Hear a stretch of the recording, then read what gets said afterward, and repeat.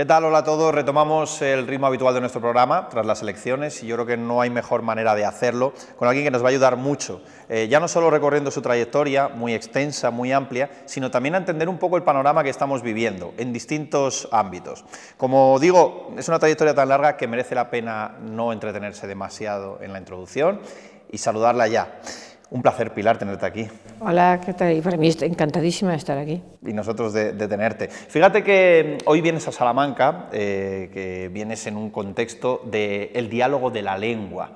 Digo, en una época donde se habla tanto de diálogo, ¿no? Yo creo que es el mejor momento imposible, ¿no? De lenguas. Exacto. Hay que ver la cantidad de problemas que provoca la enseñanza de la lengua, ¿no? Sobre todo las lenguas regionales de las comunidades autonómicas históricas. Pero a mí me gusta estar en Salamanca, me gusta hablar de la lengua y me gusta muchísimo hablar de diálogo, falta hace. ¿Y les gusta a todos? Dicen que sí, pero yo veo mucha intransigencia y mucha inflexibilidad en muchos que presumen de que son dialogantes. Estamos en un momento donde realmente se va a llevar a la práctica, donde se va a ver, yo diría algo así como se van a ver las vergüenzas de cada uno, ¿no? En este punto, después de las elecciones de este fin de semana, ¿va a llegar a buen puerto esos diálogos de los que se hablan? ¿Tú crees que esto va a ser útil para el país? Yo creo que algunos van a llegar a buen puerto, pero no porque estén pensando en el país. Yo ya soy muy escéptica respecto a los intereses de determinados políticos. Buscan sus propios intereses y sus propias conveniencias. Yo ya tengo unos años, soy de la época de la transición y echo muchísimo de menos a la gente que de verdad trabajaba por los españoles y por España con una enorme generosidad, con diálogo, y que renunciaban a muchas de las ideas que habían tenido siempre sus partidos y ellos mismos para intentar buscar los lugares de coincidencia.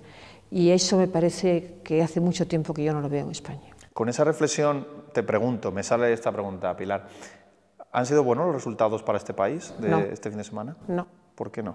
Yo soy de los que defienden el bipartidismo, quizá porque llevamos 40 años de bipartidismo, yo sé cómo estaba España hace 40 y tantos años y sé cómo está ahora. Y es verdad que hay mucho que corregir en el PP y el PSOE, muchísimo. Y a mí, además, creo que están obligados a hacerlos, incluso no solamente por decencia pública, sino por respeto a los ciudadanos. Han cometido errores enormes, y no solamente de la corrupción. Hay, sobre todo, el no pensar en el bienestar de los ciudadanos, sino lo que quieren los ciudadanos, y en la cercanía y el saber cómo vivimos los españoles.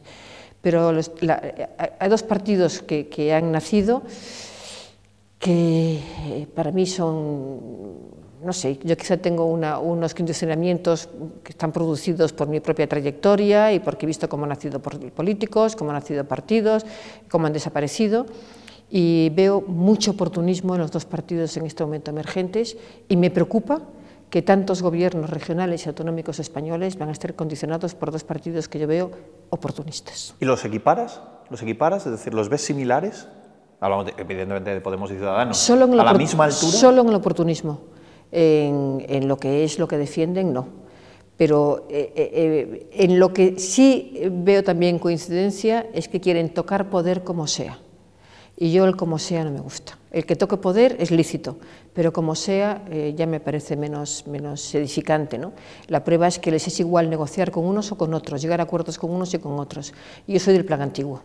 Y a mí me gusta que la gente negocie con aquellos que comparten sus mismos criterios, sus mismos programas y sus mismos objetivos. Y aquí lo que veo es colocar a quien sea, donde sea, con tal de colocarlo. ¿Y no te parece bueno ese, vamos a llamarle oportunismo, entre comillas, por lo menos para dar un toque de atención a ese bipartidismo? Claro que es importantísimo dar un toque de atención, pero votar contra alguien o contra algo siempre ha tenido nefastas consecuencias.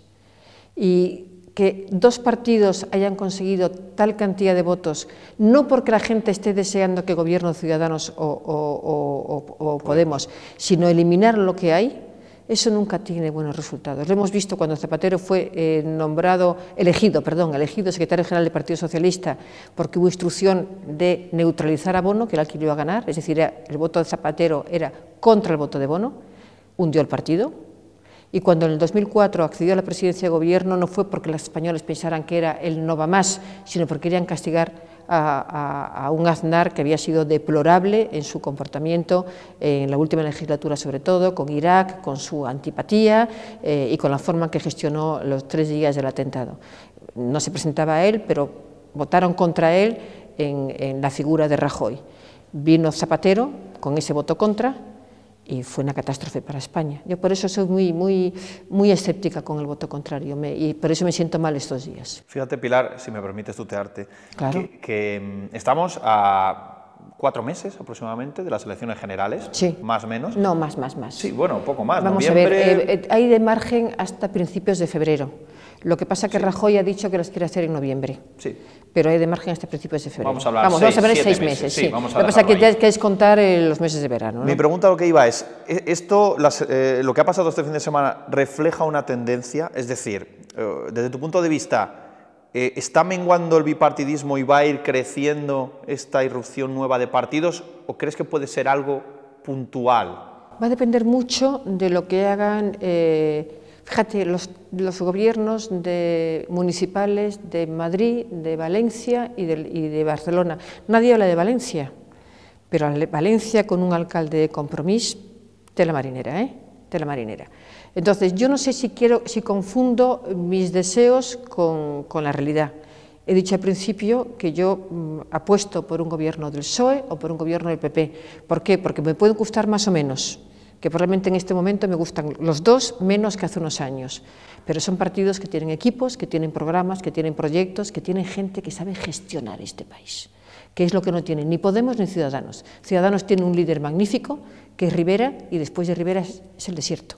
Entonces me preocupa muchísimo que la gente haya votado a Rivera sin ser consciente de que no es Rivera quien va a gobernar un ayuntamiento o una comunidad autonómica, y que lo que bueno, hay cada mediocridad que se ha votado y que van a tenerle ahora que dar gestión, que no ha hecho en su vida, y con Podemos pasa exactamente lo mismo. Por tanto, yo no sé si quiero confundir mis deseos con mi realidad. Me gustaría que en estos 6 meses la gente fuera consciente de la importancia del voto y que lo que hay que votar es el mejor gobierno para España, independientemente de las simpatías o las antipatías personales. Hay que votar un proyecto sólido con gente capaz de llevarlo adelante. Y yo creo que en este momento ni Ciudadanos ni Podemos lo tienen, porque sobre todo nunca han gestionado nada, en algunos casos ni su casa. ¿Te preocupa el futuro de España? Muchísimo, pero muchísimo más de lo que te puedes imaginar. Por eso me preocupa tanto el resultado del pasado domingo.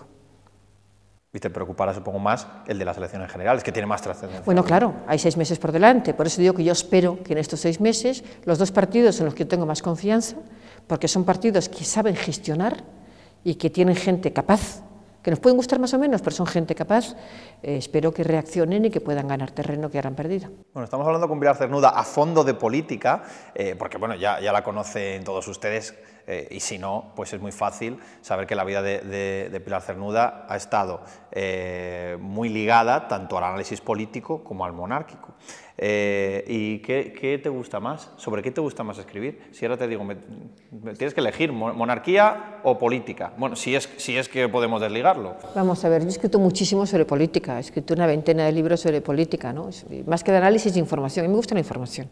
Y los libros que he escrito, yo no he escrito nunca un ensayo, son historias. Siempre digo que yo no soy escritora, yo soy periodista. Yo escribo libros que son como reportajes de muchas páginas, pero es información fundamentalmente. Entonces he escrito muchos libros de política, o sea, de acontecimientos, de peripecias, de personajes políticos, pero nunca había escrito un libro sobre el rey Juan Carlos hasta ahora.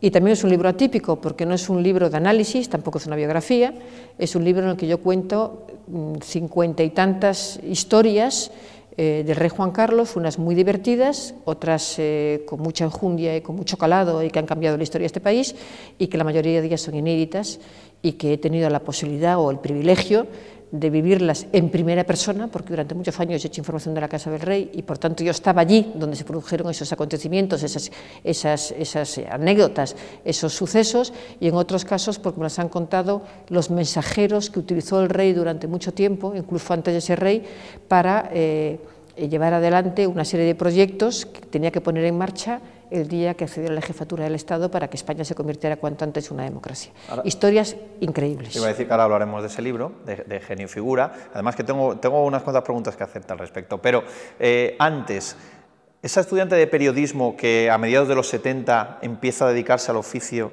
que le gusta, ¿pensaba la cantidad de cosas que iba a vivir? Bueno, entre otras cosas yo nunca quise ser periodista, nunca. O sea, yo quería siempre ser arquitecto y de hecho empecé la carrera de arquitectura. Yo siempre digo que yo estudié la carrera de primero de arquitectura. Tardé 3 años en hacerlo, que era muy poco para lo que en aquella época 3 años, pero para terminar ese primero de arquitectura, como no me dejaban pasar a segundo con ninguna asignatura pendiente y había hecho mal un examen de una asignatura que conocía muy bien, me matriculé en periodismo, que me parecía pues, una carrerita tontorrona, facilona, divertida, y me enganché. Aprobé la asignatura que me faltaba, eso sí, porque una tiene su orgullo, pero o sea, nunca quise ser periodista y una vez que fui periodista yo quería hacer información cultural fundamentalmente, me gustaba, a mí toda la cosa de arte, de cultura, de historia me entusiasma, entonces bueno, pues también es una buena oportunidad de periodismo conocer a los grandes personajes del mundo de la cultura y al final me encontré haciendo política, porque la vida te va llevando. Me llevó primero por un suspenso y luego pues porque Manuel Eguineche, que era el director de la agencia con que yo trabajaba, decidió que yo fuera a hacer política porque el primer acontecimiento que cubrí, dije, seguro que vas a ser la única mujer, en aquel momento había muy pocas mujeres en periodismo, te pondrán al lado de la persona que da el almuerzo rueda de prensa, como así fue. Luego me dijo, quiero que vayas con el rey a Estados Unidos porque tú acabas de volver de Estados Unidos, era su primer viaje y sabes inglés, y me fui allí. El segundo era Francia, y me dice, vete tú porque sabes hablar francés. Y te va llevando a la vida, y al final me vi haciendo política y seguí con los viajes de los reyes. Es que además te viste en el periodo informativo mejor, el más apasionante del siglo fíjate, la transición, XX, el golpe de Estado. el más apasionante del siglo XX. Informativamente, yo creo que... Soy una privilegiada, lo digo siempre, soy una privilegiada. He conocido a los grandes personajes de este país, a los grandísimos personajes de este país, y a muchísimos de los grandes personajes de la historia del siglo XX del mundo, porque con estos viajes con los reyes nos presentaban a todo el mundo y hablábamos con... Vamos, yo he estado con la reina de Inglaterra, que no creo que haya muchos españoles que hayan hablado con la reina de Inglaterra, he conocido al emperador de Japón, o sea, que es que... Bueno, los has conocido y has escrito sobre ello. Y ahora a la vuelta quiero que me hables del rey Juan Carlos y de tu libro en el que dices, no sé si es textualmente algo así como, este es un libro a favor del rey Juan Carlos. Es la primera frase del libro, empiezo así, para que nadie se lleve a equívoco. Quien lo quiera leer es un libro a favor. El rey ya ha cometido muchos errores, en la última etapa sobre todo, me ha decepcionado muchas cosas, pero he decidido que había que contar las cosas que a mí me han llevado a considerarle un personaje absolutamente indispensable para la España de la transición y a la que le debo mucho como española, muchísimo. Se lo debo como española y se lo debe este país. Y quería contar por qué yo creo que le debo mucho al rey Juan Carlos. Bueno, Su Majestad el rey don Juan Carlos, ahora rey emérito. No es rey emérito, es rey Juan Carlos. Vamos a ver, se podía llamar rey padre. Yo digo lo que escucho en los programas. No, es que se pone cada cosa, es como todo el mundo llamando rey Felipe VI. ¿El rey Felipe? Si es que no hay otro rey Felipe que él en este momento en España, y es el rey Juan Carlos. ¿Cómo hay que llamarle? ¿Rey padre? No. Él llegó a un acuerdo con su hijo el rey Felipe, y fue el rey Felipe quien lo decidió así, que fuera el rey Juan Carlos, la reina Sofía, el rey Felipe y la reina Leticia. Tenemos 4 reyes, como la baraja, pero... Su Majestad me lo permite. Su Majestad el rey don Juan Carlos, ¿puede valer? Sí, claro. Venga, pues Su Majestad el rey don Juan Carlos. Hay 2 anécdotas de las muchas que cuentas en el libro que me llaman especialmente la atención. Una es su primer encuentro con Franco. No vamos a destripar el libro porque hay que comprarlo, pero así como un titular. El ratón, es el capítulo del ratón. Tenía 10 años el rey, y era su primera visita al Pardo, y era para conocer a Franco, y ni se enteraba de lo que Franco le estaba diciendo, porque estaba fascinado con un ratón que andaba por debajo de la mesa de Franco, ¿no? Y Franco incluso le llamó la atención. Franco no veía el ratón, porque como estaba detrás de la mesa no lo veía, y le llamó la atención porque dijo, oye, no te estás concentrando, no se está concentrando usted, Su Alteza, en una conversación que tiene conmigo. Y el pobre niño de 10 años, con aquel señor allí, pues lo que estaba encantado con aquel ratón, no encantado, estaba que le fascinaba que en aquel despacho hubiera un ratón. Nubilado, ¿no? Fue nubilado con un ratón. Y bueno, y de la parte cómica, digamos, a la más emotiva, porque cuando uno está en Buenos Aires, como es mi caso, que he estado hace muy poquito, y va a la Plaza de Mayo porque es una visita obligada, es inevitable pensar en las madres de la Plaza de Mayo, ¿no? Y hay algo que cuentas en el libro que tiene relación también. Sí, que eso me pasó a mí directamente, porque estaba en el hotel y aparecieron... Estaba en la ducha, además, y llamaron a la puerta y pensé que era la camarera, ¿no? Y salí envuelta en una toalla y me encontré a 3 señoras con un pañuelo blanco. Estamos hablando del año 75, 76, es decir, yo acababa de empezar el movimiento a las Madres de Mayo, unas madres muy distintas a las ahora, tan politizadas, ¿no? En aquel momento eran madres que realmente estaban allí para llamar la atención sobre sus hijos desaparecidos o muertos, ¿no? Sobre todo los desaparecidos. y me contaron quiénes eran y querían ver al rey Juan Carlos. Entonces cuento en el libro cómo hicimos para que el rey Juan Carlos y cómo el rey Juan Carlos hizo para poder encontrarse con ella. Estoy hablando de la época en que estaba Videla, y que para que el rey Juan Carlos, que era el invitado de una visita de Estado de Videla, pudiera encontrarse con quienes en aquel momento eran sus principales adversarios, y las vio. Y cuento todo como lo montó el rey Juan Carlos para poder encontrarse con ellas, y fue de caerse las lágrimas aquel encuentro. Merece la pena leerlo. ¿Ha sido Juan Carlos un buen rey? Creo que ha sido un espléndido rey, incluso a pesar de las cosas que ha hecho en los últimos años y que a mí no me han gustado, ni han gustado muy pocos españoles, y que lo obligaron a pedir perdón. Se obligó a sí mismo a pedir perdón, que tampoco es habitual que un rey se disculpe, es decir, que él admitía que había defraudado a los españoles y les pidió perdón. Por tanto, ha cometido errores y a mí me ha sancionado muchas cosas, pero insisto, es tanto lo que ha hecho por nosotros que yo quería contarlo. En los últimos tiempos, uno que no se dedica a la información política y ve y escucha, tiene la sensación de que se está dibujando un panorama que me gustaría preguntarte si es real, de la reina Sofía como mártir y sufrida esposa, con todo lo que ha tenido que aguantar al lado del rey Juan Carlos. ¿Eso es así? Yo no sé si mártir, pero sufrida esposa sí. Yo creo que superas, y además yo creo que con alguna humillación pública, que es una de las cosas que a mí me decepcionan del rey Juan Carlos, no podía haberlo evitado, algunas humillaciones públicas. Es una mujer fuera de serie, con un sentido del patriotismo y del Estado y de la institución que representa la corona, que le ha hecho asumir incluso esos malos tragos y esas humillaciones con tal de representar dignamente a la corona. Es una mujer fuera de serie. ¿La monarquía en España tiene futuro? Yo creo que sí. Y el rey Felipe lo está haciendo bien, muy bien diría yo. No solamente es porque está muy bien preparado, sino porque tiene una sensibilidad muy especial. Es un hombre que piensa en España por encima de todo, como su padre. Es muy distinto en carácter al rey Juan Carlos, pero en lo fundamental los dos son idénticos, que es España, España, España, los españoles y la corona. Y yo creo que eso ha sido fundamental para que tengan esa conexión tan estrecha en este momento. Y yo creo que desde que se ha producido la abdicación y ha asumido la jefatura del Estado el rey Felipe, el debate sobre la continuidad de la monarquía está aparcado. Siempre he tenido una reflexión que voy a compartir contigo, que es casi mitad pregunta, y me gustaría saber tu opinión.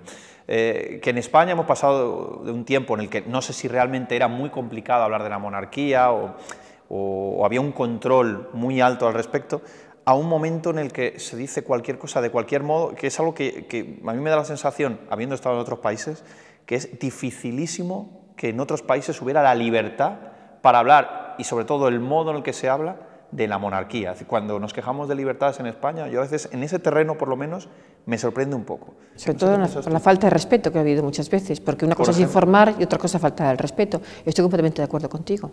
Pero es decir, a mí nunca nadie me dijo que no podía contar algo de los reyes. Nunca nadie. Y siempre hay alguien que presume de que le censuraron. Le digo, ¿en qué te han censurado? Porque has contado esto y esto y esto, que probablemente respecto a un político te habría caído una bronca, porque es que es así, los políticos encima las críticas las suelen aceptar bastante mal. Y luego hemos visto cómo efectivamente se ha contado de todo, y por su orden, y muchas veces malo. Y se ha hecho, se ha hecho. Quizás lo que había antes era más respeto, porque algunas de las cosas que se han publicado no son ciertas del rey Juan Carlos. Yo cuento en el libro algunas historias que se dan por hechas y que son falsas, algunas conversaciones que no se han producido nunca, por ejemplo, ¿no? Entonces, lo que yo creo es que, más que censura, que yo creo que no la había, lo que había era respeto. Pero una vez que se cree que es obligación de un periodista contar determinados episodios, aunque no sean muy edificantes para el rey, se ha hecho, se ha hecho. Has escrito, como decías, un montón de libros sobre política y sobre distintos personajes. Te voy a pedir, con la mayor brevedad que puedas, tu opinión sobre algunos de ellos. Por ejemplo, una persona decisiva, yo creo, en tu trayectoria, como fue Felipe González. Yo creo que es un pedazo de político, es un pedazo de español y de patriota, sigue teniendo mucha influencia en su partido, tiene una buena relación con Rajoy, va a sorprender lo que digo, y una magnífica relación con el rey Juan Carlos. Si el rey Juan Carlos tiene un amigo de verdad en el mundo de la política, se llama Felipe González. José María Aznar, de quien has escrito 2 libros, si no me equivoco, ¿no? 2 libros dedicados específicamente a él y luego otros en que él sale mucho, ¿no? Eso es. Creo que ha sido un gran presidente en la primera legislatura y cuando tuvo mayoría absoluta dejó mucho que desear, porque se hizo un presidente antipático, arrogante y que tomaba decisiones a espaldas de los españoles, por ejemplo, apoyar la guerra de Irak. Nosotros no estuvimos en la guerra de Irak, pero la apoyamos y yo creo que había tenido más sensibilidad. Y luego fue un desastre cómo gestionó todo lo relacionado con el atentado de Atocha, que además incluso le prohibió a sus ministros que dieran determinadas versiones y les daba instrucciones de lo que tenían que decir. Zapatero. A mí me pareció un frívolo siempre. Alsina suele decir que yo no le di ni 24 horas de margen a los políticos, a los presidentes se les suele dar 100 días. Y dice, tú no le diste ni 24 horas. Digo, sí, porque yo lo conocí hacía 15 años. Y yo creo que Zapatero fue una tragedia para este país. Encantador, de trato, acepta muy bien las críticas y las aceptaba, pero yo creo que como presidente fue un desastre para este país, como reconocen los propios socialistas, ahora que lo dicen abiertamente. Y venimos al presente, Mariano Rajoy. Mariano Rajoy creo que es mejor, como persona es más cálido de lo que la gente piensa. Creo que ha hecho un enorme esfuerzo para intentar superar la crisis económica y la crisis sobre todo de la falta de empleo, pero hay algo más en un gobierno que superar las cuestiones económicas, aunque sean prioritarias. Le ha faltado dar cariño. Y esto lo vengo diciendo, ahora desde el domingo pasado se habla mucho de que él tiene que ser más afectuoso, más cercano. Yo vengo hablando de que a Rajoy le falta el dar cariño a la gente desde hace 2 años. Te pido dos opiniones más sobre 2 nombres más. Pedro Sánchez. Pedro Sánchez tiene un inconveniente muy serio, que es muy guapo. Se lo he dicho a él. Y creo que hay algo más detrás de esa fachada de hombre guapo. Ha ganado limpiamente unas primarias, yo creo que luego no se dio cuenta de la enjundia que significa ser secretario general de los socialistas y se perdió. Y desde hace unos meses yo creo que ha recuperado lo que los socialistas esperan de él, que es peso y más solidez. De Albert Rivera ya nos has hablado antes, nos has hablado muy bien de él, no de lo que hay detrás de él. Así que me queda preguntarte por Pablo Iglesias. No me gusta. No me gusta. ¿Y sabes lo que no me gusta, entre otras cosas? Que ella ha dicho, lo dijo en verano pasado, si no soy presidente de gobierno en la próxima legislatura dejo la política. Lo que significa que no entiende que la política es un servicio a los ciudadanos. ¿Cómo está el bisturí de Pilar Cernuda? Pues va viento en popa. ¿Qué voy a decir? No voy a decir que es un programa mediocre, yo creo que es un programa estupendo. Son 3 minutos diarios en Onda Cero al mediodía y 3 minutos en los que intento ir más allá de la noticia del día o dar noticias nuevas. Me surge una pregunta que es un poco más vinculada a mi ámbito, que es casi el periodismo deportivo. Y como Carlos Herrera va a fichar por la COPE, digo yo, ¿Carlos Herrera se va a llevar a Pilar Cernuda a la COPE? Yo creo que la COPE no se va a llevar prácticamente a nadie, nada más que ya está hecho, al subdirector suyo, a Naranjo, y a la productora María Luisa Núñez, y no sé al resto del equipo a quién se va a llevar. Yo me quedo en Onda Cero. Adoro a Carlos Herrera, he trabajado con él muchísimos años, no solamente esta última etapa en Onda Cero, sino también en Radio Nacional, es un amigo entrañable. Me da muchísima pena que se haya ido, por razones profesionales, evidentemente, es una pérdida para la cadena, y también por razones personales. Y fíjate, me siento muy orgullosa de cómo se ha ido. Se ha ido como un señor, y los que ha dejado atrás, también todos le hemos despedido con un enorme cariño. No ha habido quiebra de la relación, cosa que hice mucho de los jefes de Onda Cero y, por supuesto, de Carlos, que es un tipo fuera de serie. Pilar, ha sido un gran placer esta charla, de verdad, hemos aprendido un montón. Yo con vosotros, y siempre que vengo aquí aprendo mucho, simplemente pasando por la calle. La verdad es que no nos podemos quejar de la ciudad que tenemos. Por supuesto que no. Muchas gracias, Pilar Cernuda. A ti. Hemos estado de tú a tú con una gran periodista y aunque ella diga que no es escritora como tal, bueno, nosotros la consideramos así. Y disfruten de sus publicaciones y de ese genio y figura. Nosotros el próximo miércoles recibiremos otro invitado interesante. Gracias.